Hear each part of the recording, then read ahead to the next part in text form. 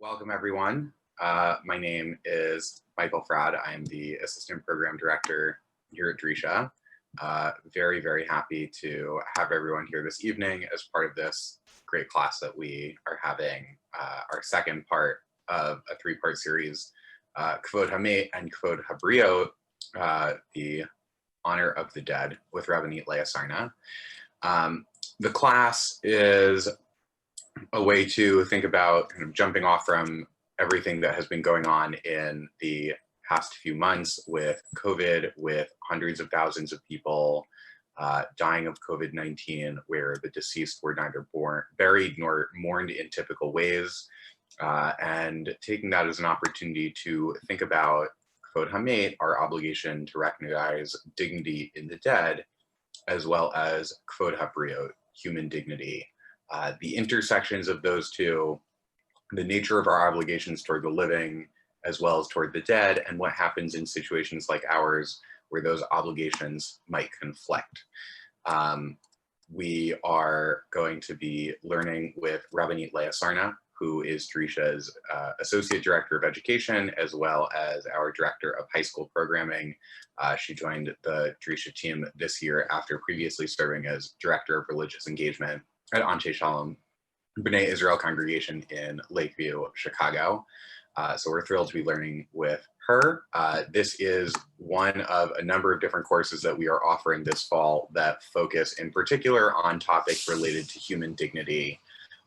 This is a way for us to be learning Torah together that is timely and engaging to some of the issues that we're facing as a community, as a country, and really across the globe. So we are thrilled to have that opportunity. And I think we can get started, Rabbanit Sarna, whenever you're ready. Great. Hi, everyone. Welcome back. Thanks for joining us again. I'm also going to share my screen like I did last week. So if that is a comfortable way for you to follow along, then you don't need to worry about opening the source sheet that Michael just put into the chat. So last week we looked at this kind of very, very central Gemara from Masachet Sanhedrin about Kevod Hamet, and particularly we looked at the part of that Gemara that asks about eulogizing. Is eulogizing for the living or for the dead? And is it in the language was Kevod Hamet, or like Yikra Demet, or Yikra Dechaye, or like Kevod HaChaim. And the like halachic difference between those would be, what if a person said, when I die, don't eulogize me. So if it's for the benefit of the deceased, then you could not eulogize that person. But if it's for the benefit of the living, then that deathbed decision would not have any bearing, and actually the living would be allowed to eulogize. On the flip side, you could also say that, and we saw this the other way also last week in the Gemara, what if the living don't want to pay for mikoninot, for the women who would like ululate and make everyone cry at the funeral through the noises that they would be making, through the sad noise that they would make. So if it's about the honor of the dead, then they must pay for a full, like, honorable burial, or not burial, for a full honorable, like, eulogy and all of that. But if it's for the honor of the living, then they could say, no, that's not how we want to spend our money, and decide not. And we look through all these different cases where it would seem like it might really push in one direction or the other. Oh, in this case, that certainly would be about the honor of the living, but then the Gemara would always say, well, the honor of the dead are honored when the living are honored. So we would always kind of wrap the two back up with each other in every one of these cases, leaving this real ambiguity between the honor of the living and the honor of the dead. So now we're going to take this in a different direction, which is, last week was focused on these questions about Kevod Hamet, and this week we're gonna and the opposite of Kevod Hamet, as I mentioned, is this like Kevod HaChaim or something like that, which I think is not exactly Kevod Habriyot. And at the end I started suggesting that actually it's not exactly Kevod Habriyot, because maybe Kevod Habriyot is both. Kevod Habriyot applies no matter which way the halacha ends up in that case. And this week I want to dive into some Kevod Habriyot parts of the Gemara, and hopefully I will more fully prove my point. And then next week, we're going to move away from the Gemara and we're going to look at some tshuvot that relate to this dynamic between Kevod HaChaim and Kevod Habriyot, up to hopefully some tshuvot that were written this year. So just to kind of come through on the promise of the blurb for this series, if you were starting to doubt. So that'll be next week. But this week I want to look at some sources about Kevod Habriyot. There are too many sources about Kevod Habriyot in the Talmud for us to look at all of them, so I will just straightforwardly admit that I chose the ones that touch on death. But I will tell you what the other ones are. One of them will make like a kind of an appearance. Well, it'll make a full-on appearance, but we're not going to really fully like dissect it. Which is if a person is wearing shatnez in public, do you like tear it off of them in the street, or out of a sense of Kevod Habriyot, you let them go home and then you make them take it off once they get home, but in order to like protect the dignity of the person who maybe didn't know they were wearing shatnez, or it was an accident or something like that. So that's like one of the classic Kevod Habriyot cases that we're not going to look at the like main source that talks about that.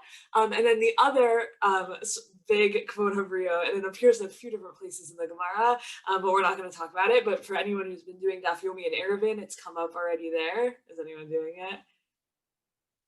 This is relevant to everyone's life every week, and it is about pooping on Shabbat. And right, there's nothing that the Gemara is afraid of. The Gemara, there's no topic that is too too mundane for the Gemara, and it's specifically about wiping. So what can you wipe with? Can you carry the things you would wipe with? Often the things you would wipe with would be muktzah.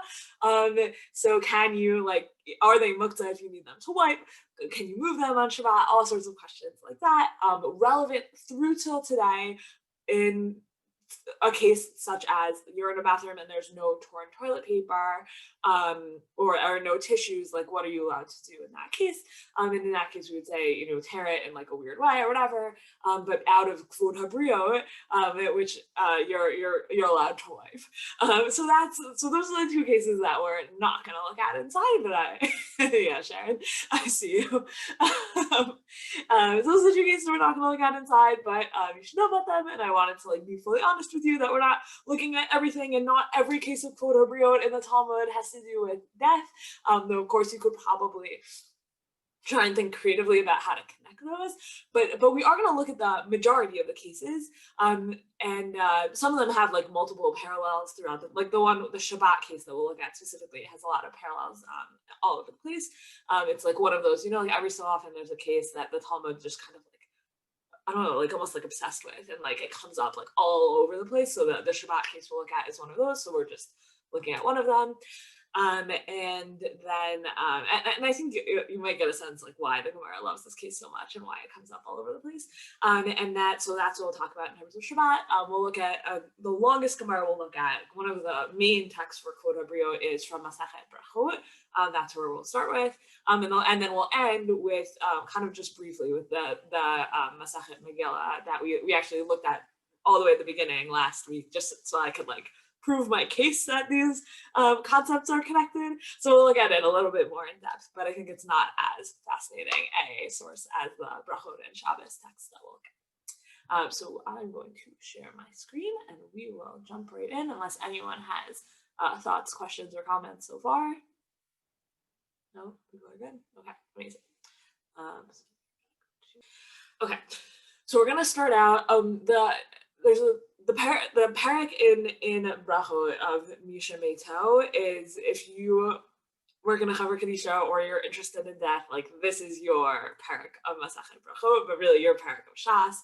Well, I guess that the last parak of Moed Katan also is probably a really good parak for you.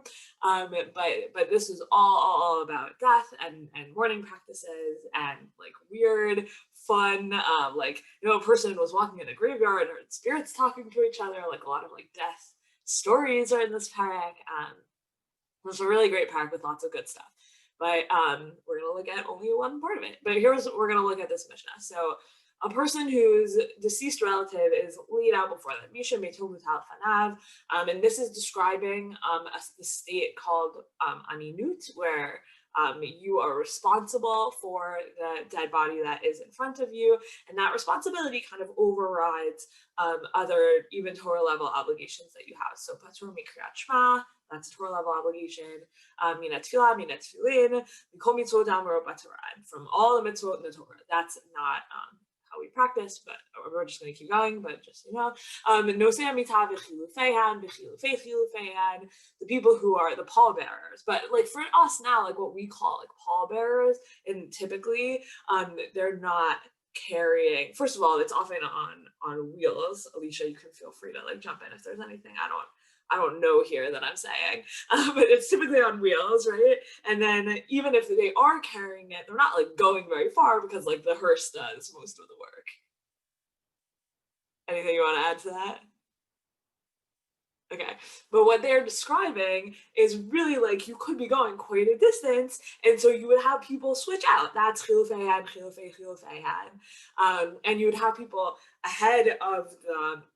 Actually, you'd have people ahead of the beer who either are just like, you know, like out of honor escorting it or waiting to take a turn carrying. That's and then you have also some who are behind it. Actually, so the ones who are ahead of it, like their time to carry it has yet to come, and so therefore they are patur from, let's say, kriyat shema, that shalachar mita tzorach bahan chayavim, and the ones who are, but the ones who are behind it, even though they might still like go ahead and take a turn, they're still obligated in kriyat shema. Ve'ilu p'turim min hatfilah, but none of them, because the amida is possibly only a derabanan, so there, or it just like takes longer, you couldn't have the focus needed, whatever it is, whatever reason it is, so they don't have to say the amida. Once the dead is buried, Kevod Hamet b'chazru, im yecholim la'atchil v'ligmor ad sheyagiu l'shura yatchilu. So once the burial has happened, if they can start and finish all of kriyat shema before they get to the shura. So the shura, we still do this today. The shura is where you would line up and the mourners walk through and everyone gives them condolences. So we say like as the mourners walk through these like two lines.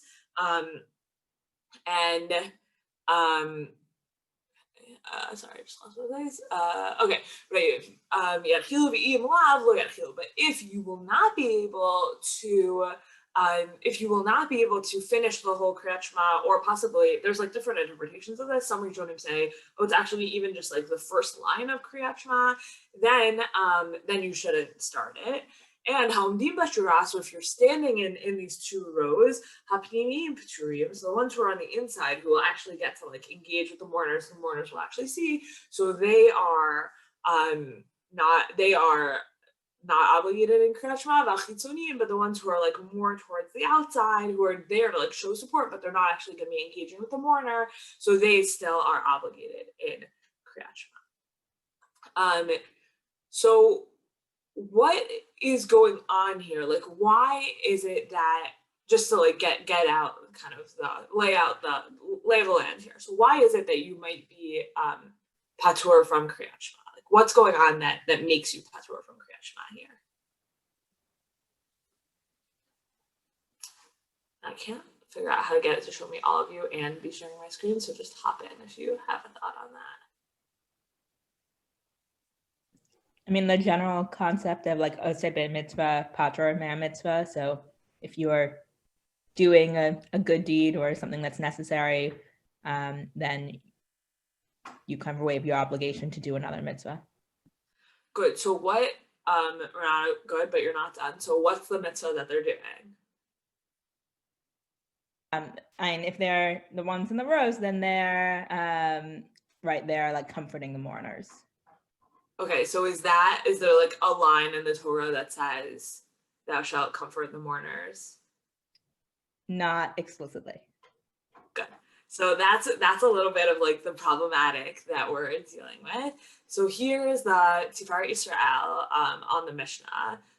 He has like two, or Yisrael Lipschitz wrote two. When you say Tiferet Israel, you mean two commentaries. They're Yachin and Boaz. So this is the Yachin, and he says, so he puts forward like two arguments. He says, first of all, the most straightforward reasoning is Nichume Avelim Havile Gmilu Chasadim Deoraita. So Gmilu Chasadim, doing kindness to other people, that's a mitzvah Deoraita, and honoring and offering comfort to mourners, that is fulfilling this Deoraita obligation to offer comfort. And then you're in Renana's world of Ha'osik b'mitzvah patur min mitzvah, someone who's doing a mitzvah is patur from another, is exempt potentially from like another competing mitzvah. And then he goes on to say, "Va'afilu l'Rabbanan Rambam, disfirle d'Rabbanan." So the Rambam would say actually that Nichumei Avelim is just a d'Rabbanan, that offering comfort to mourners is just a d'Rabbanan. And then, so then, how do you understand this? So the Yachin says, so the Tiferet Israel says, nearly dal kol panim gadol Kevod Habriyot shedocha lo taseh. We'll see that line and we'll jump into it more. He's using it in kind of a funny way here, but he would say that Kevod Habriyot can like overwhelm a lo taseh of the Torah, and potentially, and then he says also b'sheva al taseh. So in a positive obligation, in a like do this kind of mitzvah aseh, you have a possibility of not like violating it, but just like not doing it. And he's arguing, and this is like a very interesting argument that we're not really going to see borne out in the Gemara, that Kevod Habriyot is so important that it can even overcome not just a derabanan, but even potentially a doraita positive commandment that you're just choosing not to do. But then he says, you know what, but actually really it just pushes it off enough that if you haven't done it yet, but there will still be time afterwards, you don't have to do it immediately and you can do it afterwards. Like you don't have to give it chronological priority. But he says, but if you're not going to have time to say Kriyat Shema, because Kriyat Shema, there's like an end time to that.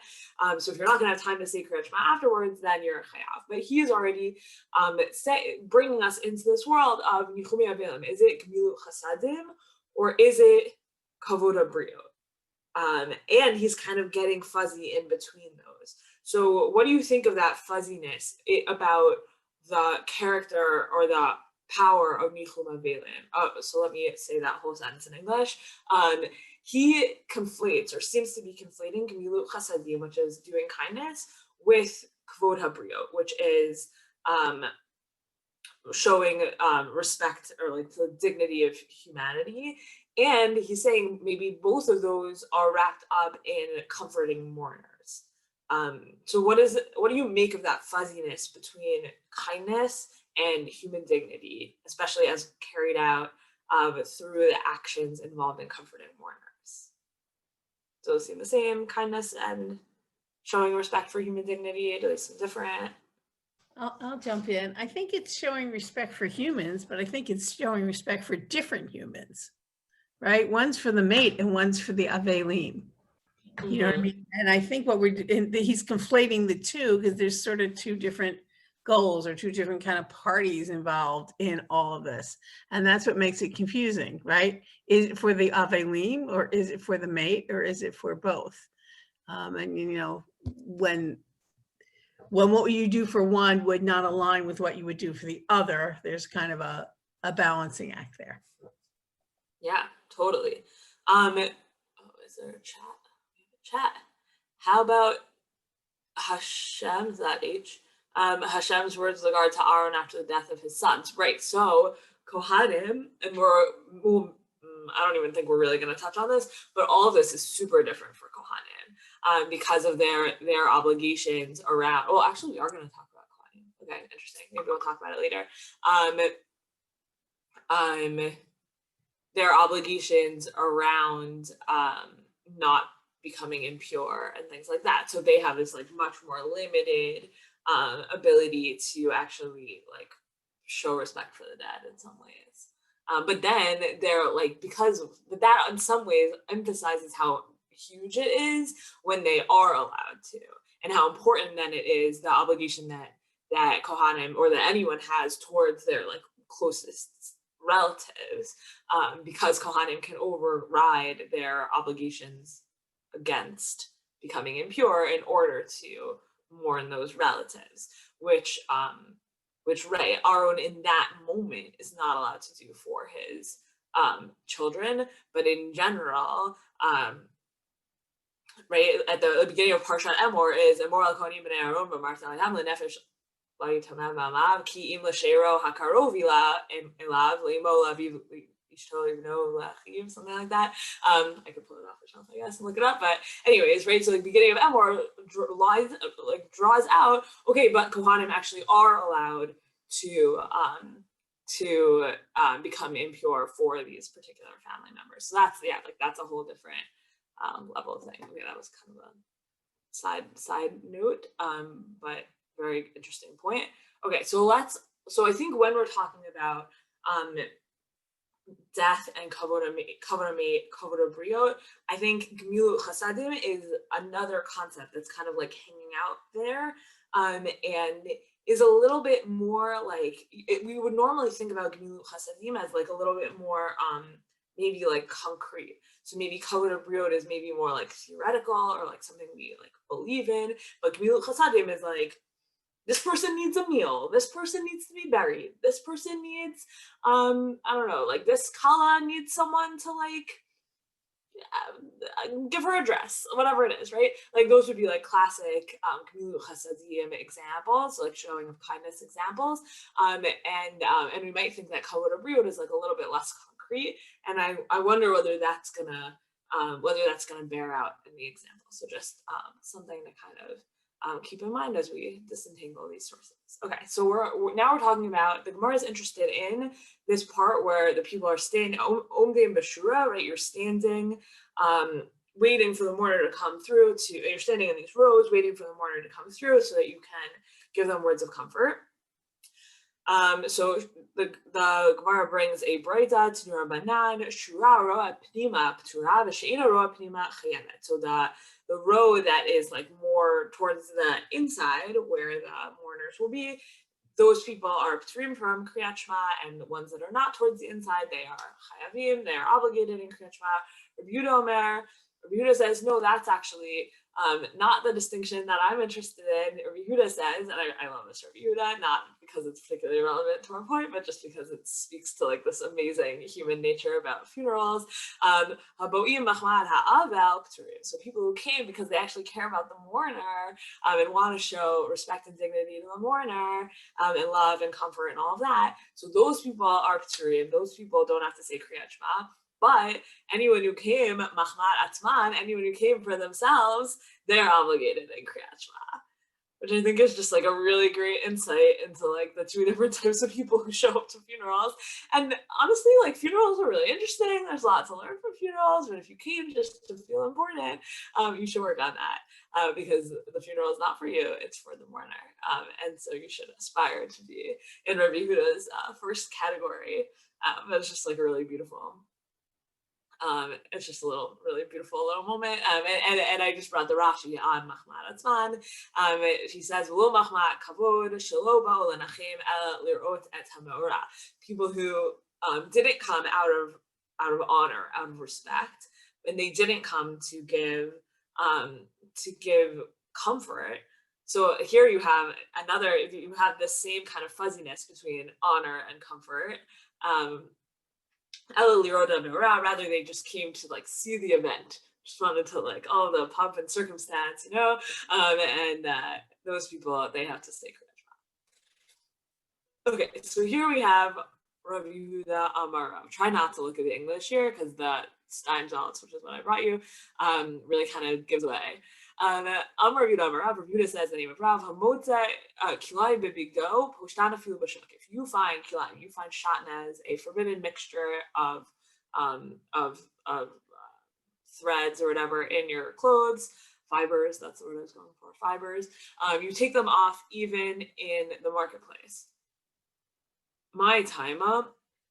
why, what's the reason for this? Because it says, Ein chokhmah ve'ein tefuna ve'ein etzah leneged Hashem.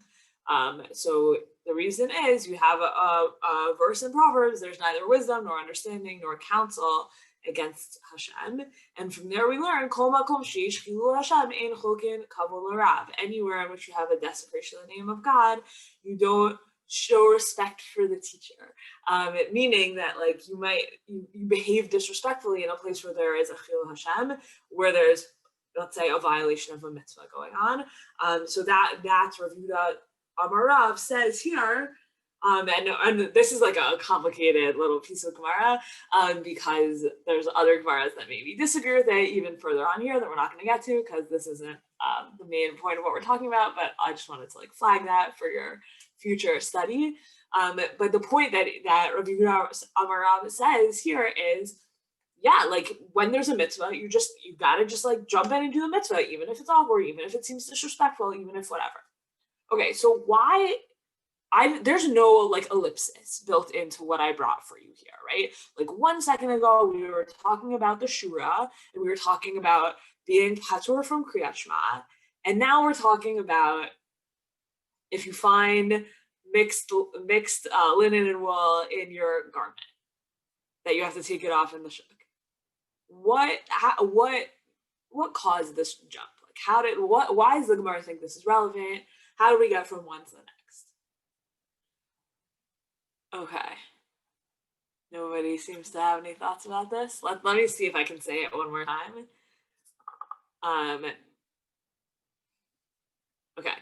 We have a case where people are standing in a row and they're waiting to do Nichum Avelim, and all of a sudden, and all of a sudden it's time to say Shema, and they don't need to say Shema.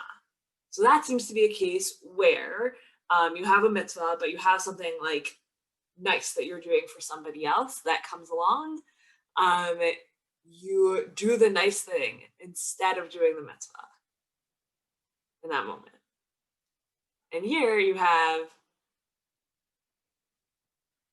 almost like the opposite, right? You do a not nice thing of like, I'm wearing shatnez, I'm taking my clothes off, because that is a mitzvah and you do it even though it's not nice. So at what point, I think the Gemara is trying to ask, at what point do we say, yeah, mitzvot aren't nice, right? Otherwise summarized as, mitzvot aren't nice. Sometimes mitzvot are awkward. And that, when there's a mitzvah, right? If there's a place where a mitzvah is not being done or should be done, or you're doing an avera, like we don't have time for kavod rav. We don't have time for showing respect. Respect is not a relevant category here. Says this statement of Rav Yehuda Amarav. And so what the Gemara is bringing this in to say is those people should be saying Kriyat Shema. Yeah, it's nice to show comfort to mourners, but you have a mitzvah and you're not doing it. And that's not a thing we do because ein chokhmah ve'ein tefuna ve'ein etzah leneged Hashem. Does that make sense? Is that line of reasoning a decent understanding of what's happening in the Gemara here? Okay, cool. Okay, so now we haven't yet gotten to like explicit language of Kevod Habriyot, by the way, but we will. So just stick with me a little bit. Okay, so today, so we're gonna bring another challenge on exactly this tension. Kavod Hamet v'chazru. So they buried the deceased and they're on their way back from the burial to the house of the mourner, let's say, or to the city or whatever it is.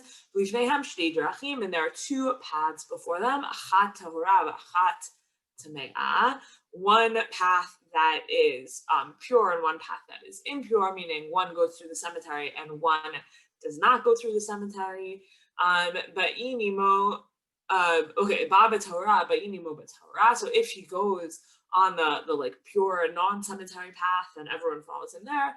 Baba Tme'ah, ba'inimo b'Tme'ah mishum kavoda. He goes on the impure path that's through the cemetery, so then they go with him on that same path because of his honor. Wait, why is that? Right? Shouldn't we say this exact pasuk from Mishlei? mitzvot are hard, right? There's neither wisdom nor understanding against Hashem. Right? So meaning you're a Kohen, you're following behind, maybe you hadn't been at the funeral, but you were part of the processional or something, whatever it is, you managed to like stay tahor. And then now everyone's walking back, and it seems like you have a braita here that says you should walk back even through a cemetery when you're following an avel back from the burial. And then the Gemara says, wait, that's crazy. You should definitely not become impure for that reason. That's not how mitzvot work. Like, you're supposed to stay pure. Don't do that. And so Rabbi Abba says, no, it's beta pras, which is derabanan.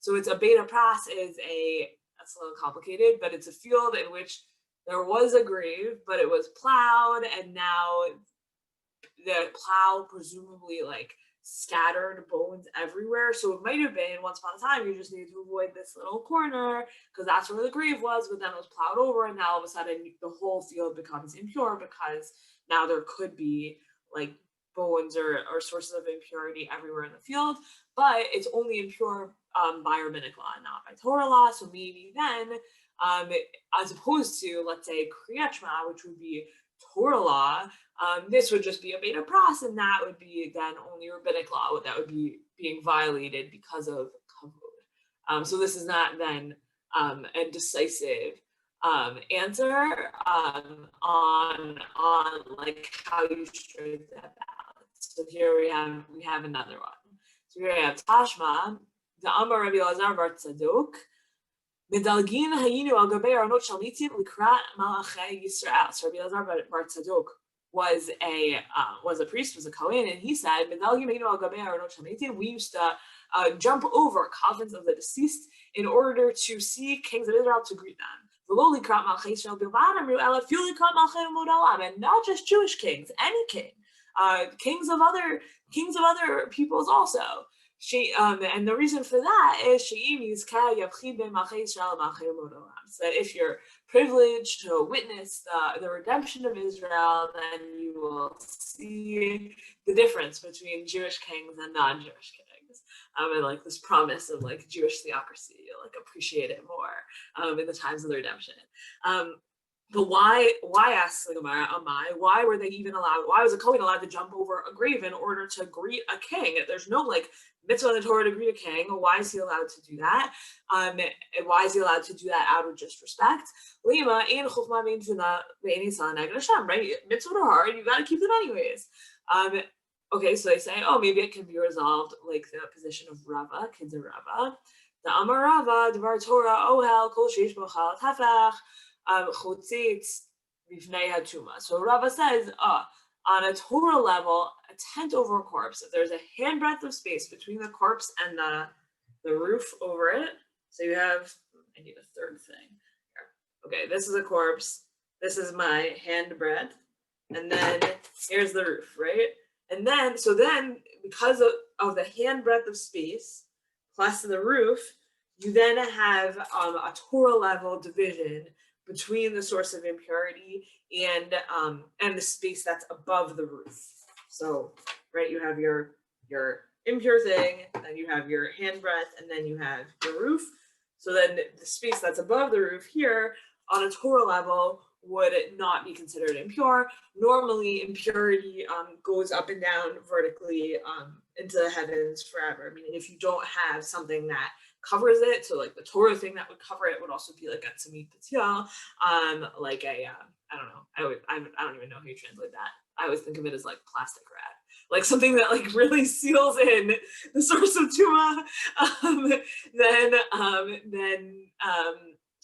Then that would be like another way to make sure your impurity doesn't just like go up and down and like forever. But anyways, so here the argument is that because there's typically right, rov arono yish b'hem chalat hafach, most coffins have a space between the body and the top of the coffin that is the size of a tefach, that is the size of a handbreadth. And because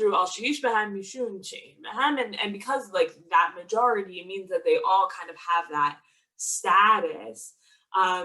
Because they suggest, or like the rabbis, even though, sorry, I said it wrong for a second, even though the majority would technically not transmit impurity past the top of the coffin because of that space, because there are some that don't have that space, there's a rabbinic prohibition or like a rabbinic assumption that impurity travels past the top of the coffin for all coffins because of the minority that don't have that space.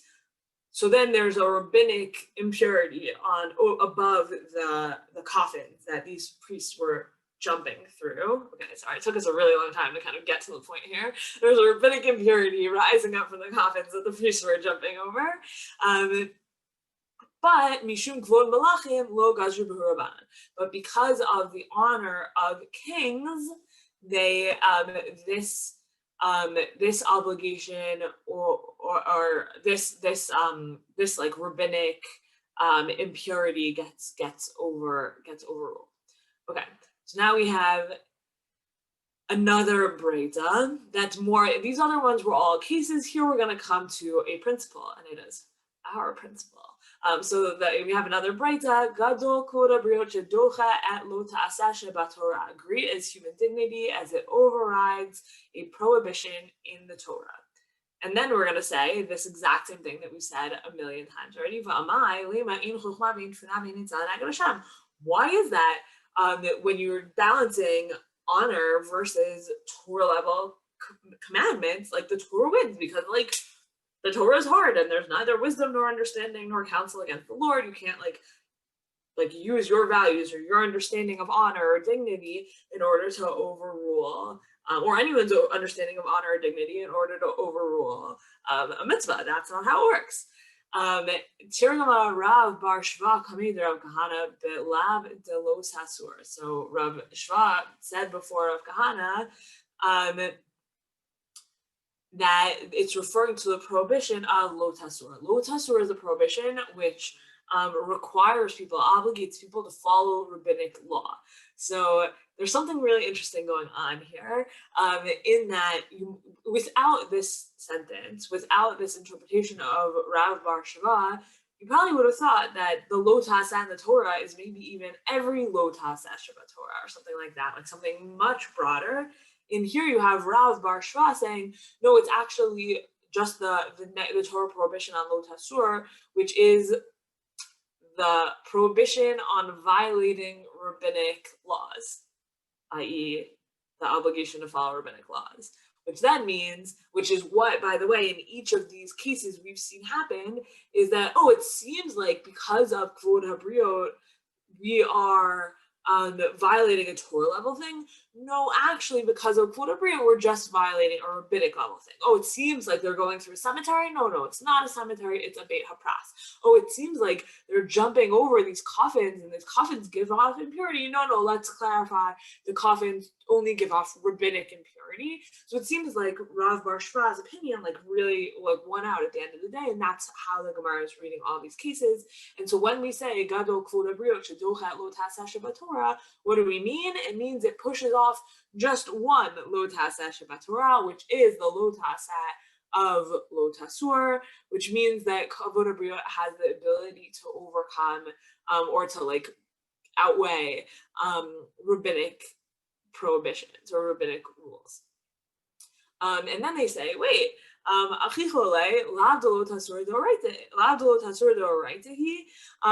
meaning why would human dignity override lo tasur? Why would it override this rule? That's also in the Torah. So if we're going to say, we've had case after case where dignity doesn't override Torah obligations, well, why would it override this Torah obligation?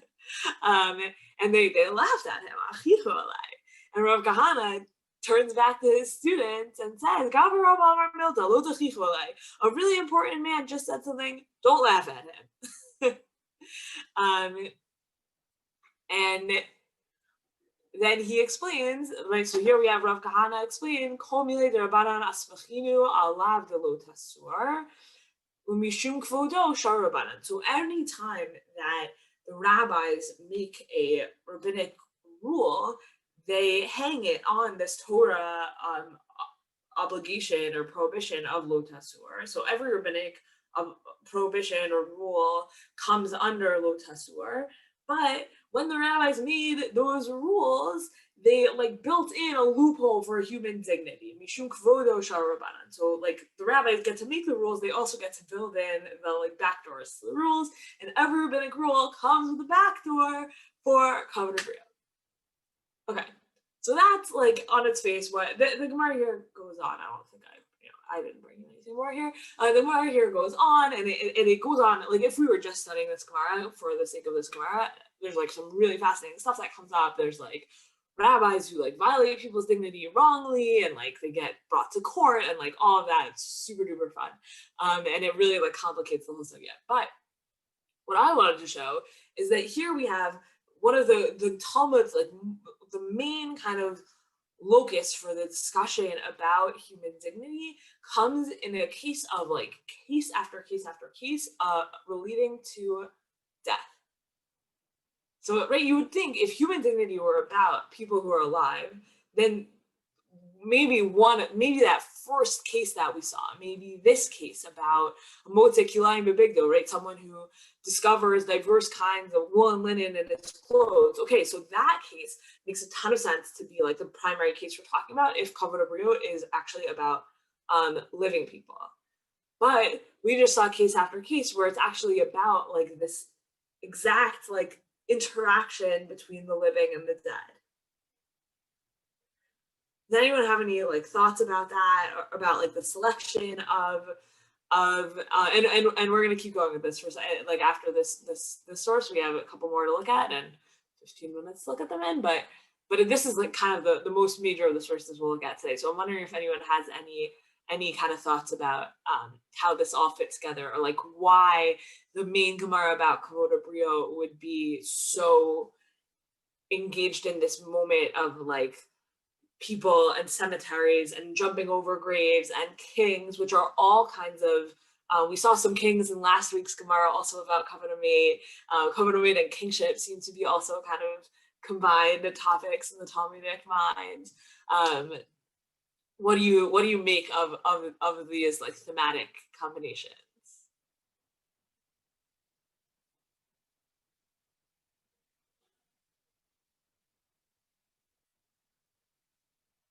I'll just give it a second. If nothing, then we'll keep going, and maybe the Gemara and Masechet Shabbat will spur something for you. What I mean, I'm such a novice at this. I can't even call myself a novice, but I mean, besides the fact that they all seem to be pushing in different directions, I'm still struck about how we can jump over coffins, but we can strip somebody on the street. So like that just seems like such a complete opposite. You know, like they're going, you know, it's like the whole discussion about whether in the coffin and this is pure or not pure, like just the idea of jumping over a coffin is just such a horrible, forget about pure or not pure, like how can you jump over a dead person? But then on the other hand, you know, it just like drops this thing that you could strip somebody on the street because you think, whatever shot this, I don't know. I'm just sort of... it just yeah. You're totally right. There's something like really complicated here about like the disrespect that's being shown and to whom. Because the other piece of that is, I think what the Gemara would say is, oh, we're not showing respect to the dead in this case, but we are showing respect to kings, and so we're almost like violating respect we need to be showing to the dead in order to show respect to kings, and that would be a case of Kevod Habriyot pushing towards doing that. And the Gemara brings the Shatnez case almost for the opposite. Like, oh, in that case, Kevod Habriyot, at least in this telling of that story, loses, and in that case, you don't, like Kevod Habriyot loses against Kilayim, which makes sense in the version of Kevod Habriyot in that Kevod Habriyot only has power over rabbinic level commandments, but not over Torah level commandment. So in that case, you would say, yes, Kevod Habriyot is still a thing, but Kilayim is a Torah level Kilayim is a Torah level prohibition, and so Kevod Habriyot loses in that case. Whereas, okay, jumping over a coffin may be problematic on a halachic level, but we've dumped it down to a derabanan, to a rabbinic level, and now we can show our honor, we can give honor to the king by violating a rabbinic level prohibition. And you would say, who cares about the king? Don't jump over a coffin. Like, you're missing something in this whole entire conversation, which I think is really right. And I think gets brought out, especially through the context, where like the whole context is about like, can you skip saying Shema in order to show respect to a mourner? You know, can you walk through a cemetery in order to show respect to a mourner? Things like that. And then you have these people jumping over coffins. It's very jarring. I totally agree with you. Does anyone else have thoughts on this? Otherwise, we'll move on to the Shabbat sources. But you could really spend like a week or more in this Gemara Brachot, and there's so much more, and there's things that like really, cases that like really throw so much doubt into the Kilayim, into the Shatnez stuff and whatever. It's like really rich, and I feel bad that we're just jumping through it. But I did just want to show you, jumping I guess, I did just want to like show you that like these core sources about Kevod Habriyot are just one case of death and showing and one case of death or like death related case after the next, even though they like push in different directions in terms of what actually Kevod Hamet is. But like in the sense of just like showing that Kevod Habriyot and Kevod Hamet are like really tied in together, I hope that like makes the point pretty tightly. And here we have another case. So we have the Mishnah that says, this is a Mishnah about like carrying stuff on Shabbat, and if you carry stuff with a thing that is essential for the carrying of that thing, then like you carry stuff, let's like here, just the first case. So if you carry out food that's less than the like minimum, like you carry out less than a certain amount of food, then you're not like technically violating Shabbat. You're exempt from punishment for violating Shabbat. Let's say it like that. That's the right way to say it. You're exempt from punishment for violating Shabbat, even though you're still violating Shabbat. And so the question is, does the vessel like count as part of what you're carrying? And the answer is no, we measure by the food and we don't measure by the vessel, because the vessel is just there to support the amount of food that's inside of it. Right? The vessel is secondary. Okay.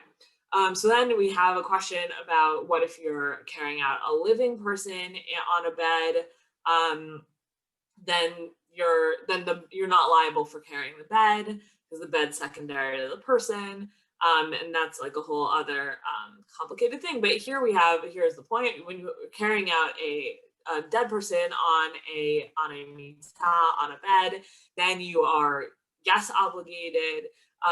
You're like violated Shabbat. And similarly, if you carry out an olive bulk of a corpse or an olive bulk of an animal carcass or a lentil bulk of a creeping animal, then you are liable. And Rabbi Shimon thinks you're exempt because of his, hopefully we're not going to have to get into his whole understanding of gufa, of prohibited labor for its own sake. We're going to put that aside. We don't have time for it.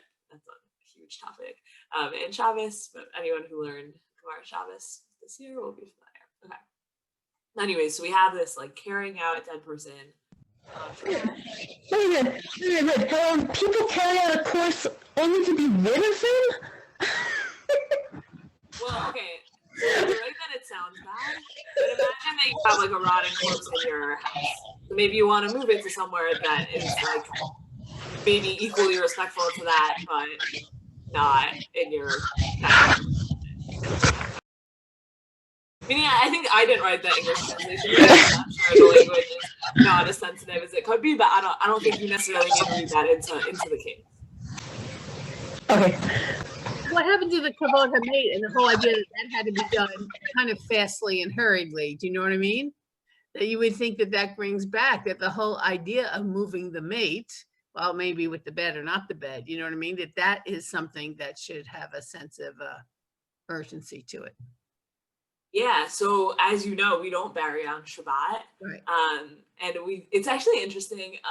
We also don't bury on Yom Tov, but we do theoretically at least bury on second day Yom Tov. Nobody does that. Oh, not nobody, sorry.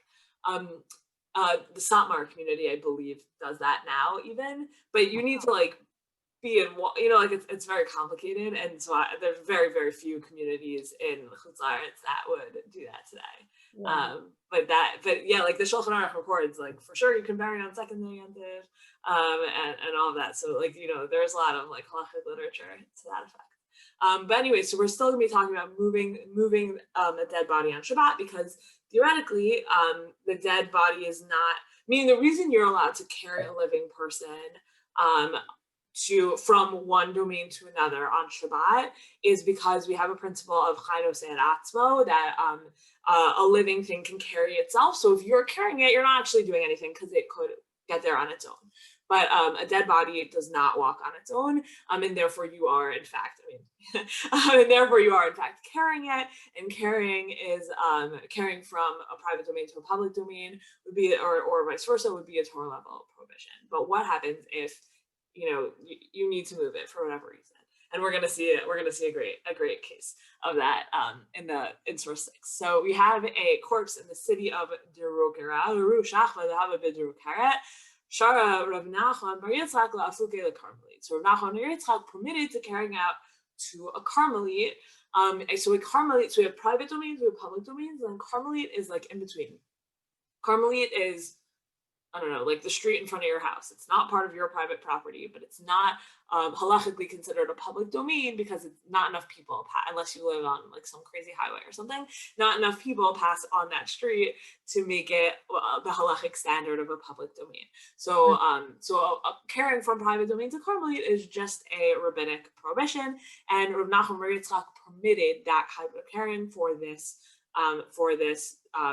corpse on Shabbat. Amalei Rav Yochanan Achud Amar Bered Ravna Rav Nachman Bar Yitzchak Kaman Rabbi Shimon. So was this in accordance with the position of Rabbi Shimon? But then you would just say Ema de Pata Rabbi Shimon Michiv Chata Yisur de Rabbana and Mina Ika. So even though Rabbi Shimon would say, yeah, you're not violating, like you don't have to bring a korban for that violation, he still would say it's a Torah level violation. And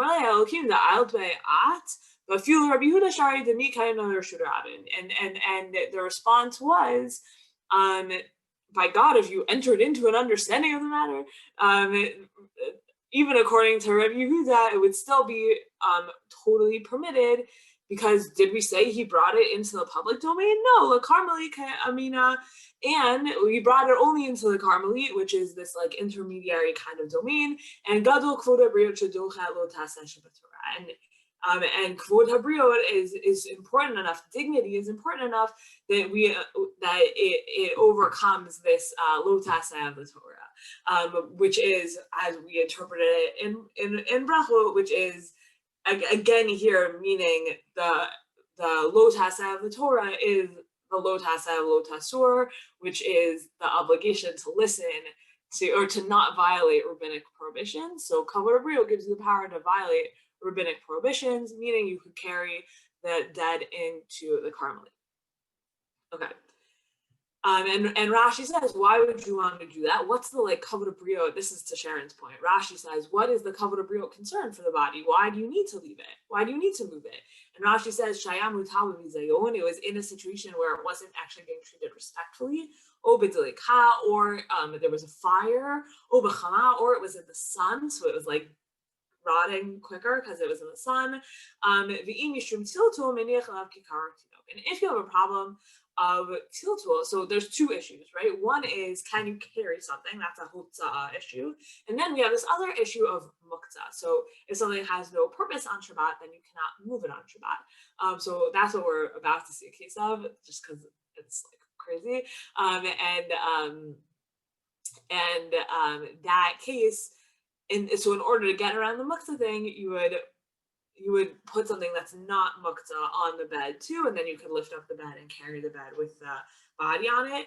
And the Gemara's suggestions for that, which come up all over the place with like this exact case of moving a corpse on Shabbat, are a loaf of bread or a baby. And there's a lot of literature about why the Gemara would suggest a baby as something to like put on the bed with a corpse, and kind of it's right. So exactly how Bonnie is feeling.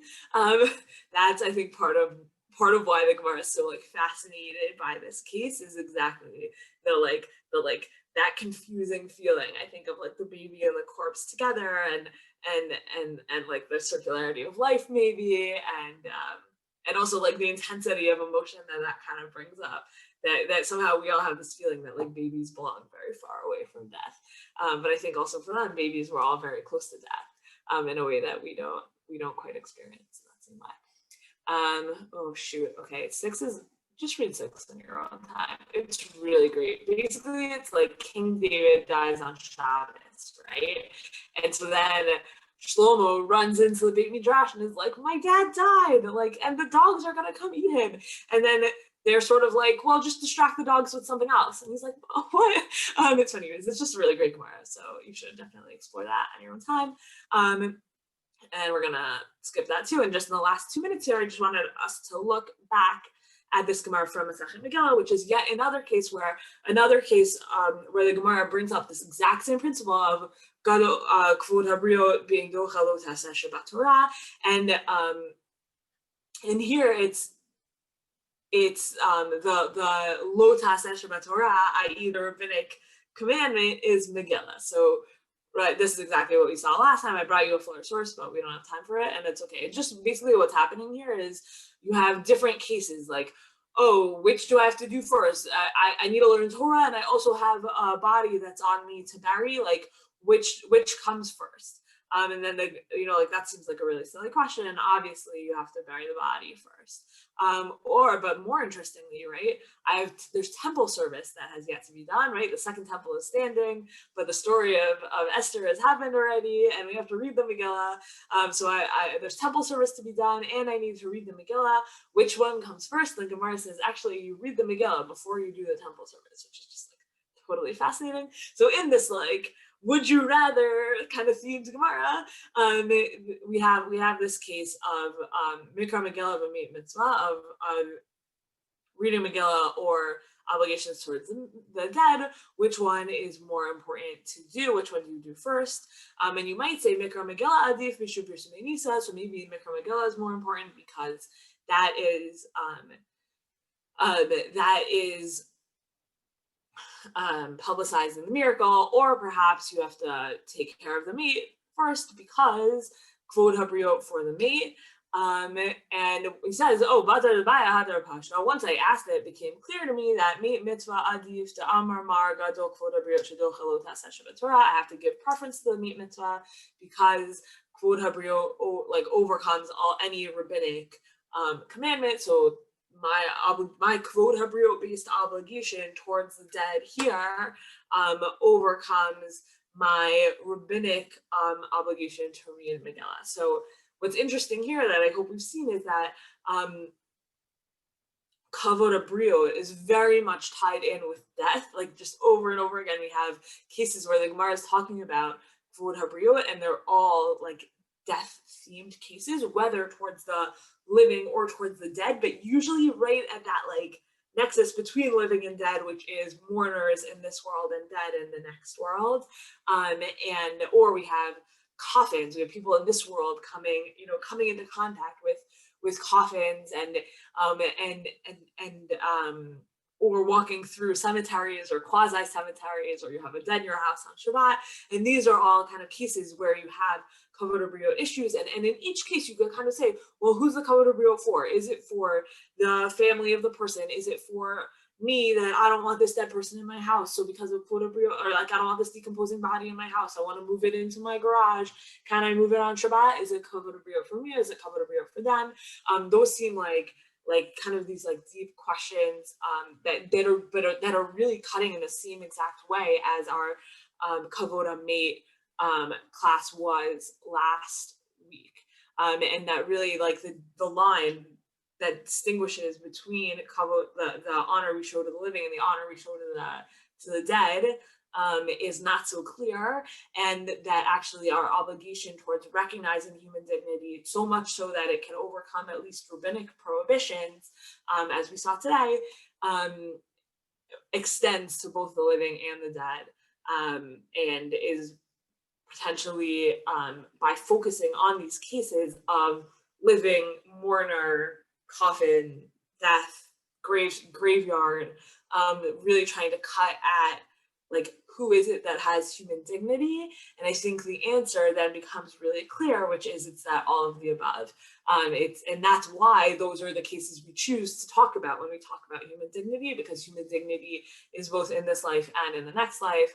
And so when we want to have a conversation about it, just to make that clear, those are the examples that the Gemara is then going to choose in order to have a conversation about human dignity. Okay. I think that's the content I wanted to cover this week. Next week, as I mentioned, we're going to look at some responsa literature, some from this year, some from earlier times. So far we've looked at Kevod Hamet. This week was Kevod Habriyot. We've seen that their Kevod Habriyot really extends to include Kevod Hamet. And that's what I have to say. So I'm happy to stick around for a minute or two if people have questions. Thanks for joining. Thank you everyone for being here. We will see you back here hopefully same time next week for last of the series. And if you're interested in checking out some of the other things that we've got going on, you can head to drisha.org/classes to see some other upcoming classes, including from Rabbanit Sarna, as well as a number of our other faculty general classes, as well as a number that are specifically related to human dignity and that touch on topics similar to what we've been discussing. Thank you all so much for being here. Have a great night, everyone.